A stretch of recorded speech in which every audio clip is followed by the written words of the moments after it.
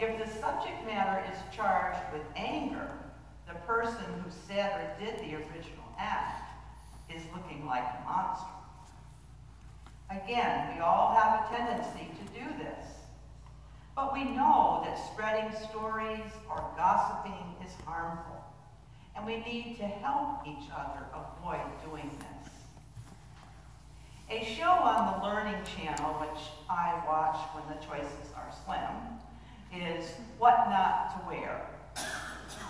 A person with poor taste in clothing, often a busy mom wearing sweats everywhere, is nominated by her friends and is given advice on shopping for flattering and age-appropriate clothes by a couple of experts. The person also gets a new hairdo and is taught to apply makeup, so the end result is usually pretty dramatic. As Colossians 3:12-13, Paul writes, "As God's chosen ones, holy and beloved, clothe yourselves with compassion, kindness, humility, gentleness, and patience. Bear with one another, and if anyone has a complaint against another, forgive each other, just as the Lord has forgiven you." Sometimes we're like the people in that TV show. We're wearing all the wrong things, and somebody has to help us start wearing the right things. We are told to be compassionate because all too often we Christians deal harshly with one another and are critical. We are told to be kind, gentle, and patient. If that is what we are supposed to be wearing, then what are we wearing now? As children of God, we are supposed to care about others as much as we care about ourselves. We are supposed to stop getting irate when things are not done to our liking. As Christians, we need to realize that it's okay for us to want things to go our way, but to also realize that sometimes they're going to go somebody else's way. The focus should not be on what I want or what you want, but on what would do the most in building God's kingdom within this church and what would show the most love toward others who are watching us as Christians. Our human nature makes conflict among us inevitable. When we live in communities such as in this church community, things will not always go our way, causing us to be angry.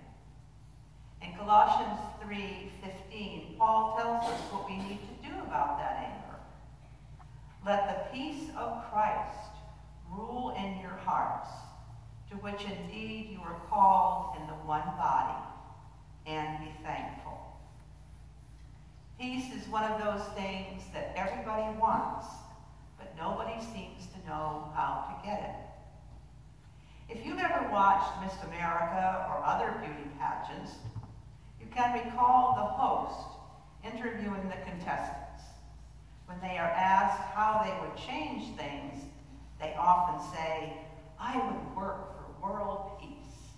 Not really. Now, if everybody wants it, why don't we have it? They don't really say that. That's just Because everybody wants it on their terms. I see a lot of heads nodding. Not on somebody else's terms. And notice what Paul tells us to do in verse 15. He tells us to be thankful. If you're having a good day, you can be thankful that nothing has gone wrong, at least not yet. And if you're having a really bad day, you can be thankful that every day isn't that bad. And the most important thing we can be thankful for is that in spite of ourselves, God still loves us, no matter who we are or where we are on life's journey, and whether we've done anything to deserve it or not.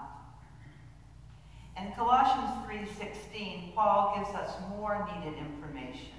Let the word of Christ dwell in you richly, teach, and admonish one another in all wisdom.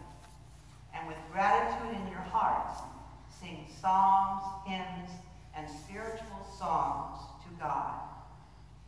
The word dwell means to live, so we must let Jesus' words live in our hearts and in our minds. And if they live in us, they will always be present in our thoughts and on the tip of our tongues. This doesn't mean that we go around evangelizing, which usually isn't appreciated by other people. But you can say things like, and I find myself saying this when I'm exercising at the Y. The other day, someone in my church said such and such. Or, there's a person in my church who comes from East Podunk, the same as you. You'll be amazed at how often, when you mention something about your church, people will ask you what church you go to. And they may be enticed to give us a try.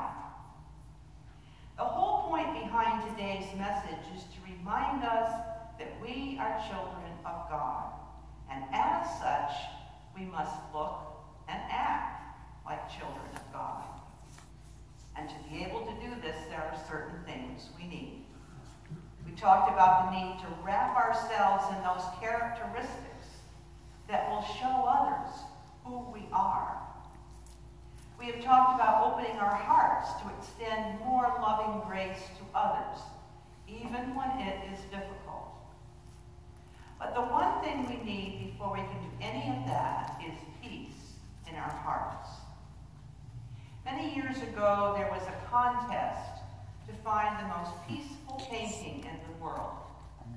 Artists from all over the world entered their paintings.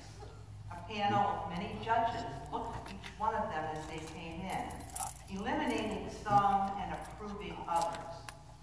Eventually, the contest boiled down to just 2 paintings. The first one is easy for you to visualize because it's something that we in Florida have all seen.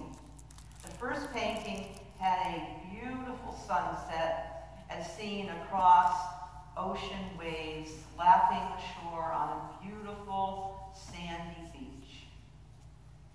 The second painting was unveiled. Try to visualize this one too. It showed a rushing waterfall over sharp rocks, and it even had dark, looming storm clouds in the sky. There was a tree on the very side which was leaning way out over the water below, and one branch of the tree jutted out to where the water barely missed it. At first glance, this painting looked anything but peaceful. But as the panel of judges looked at it more closely, they saw a tiny bird's nest in the crook of that tree branch. And in that nest, they saw a tiny bird, its wing stretched over its young to keep them dry from the mist. The mother bird had her eyes closed and was obviously safe and secure with her brood, high above the water in that tree. That bird felt total peace, as did her babies. Upon reviewing that painting, the judges decided it showed more what peace really is than any of the others. And it was declared the winner. And that is how we, as children of God, are supposed to feel, just like that bird felt. It is the peace that passes all understanding, which can dwell within us, even when there is chaos all around. So are we the perfect church?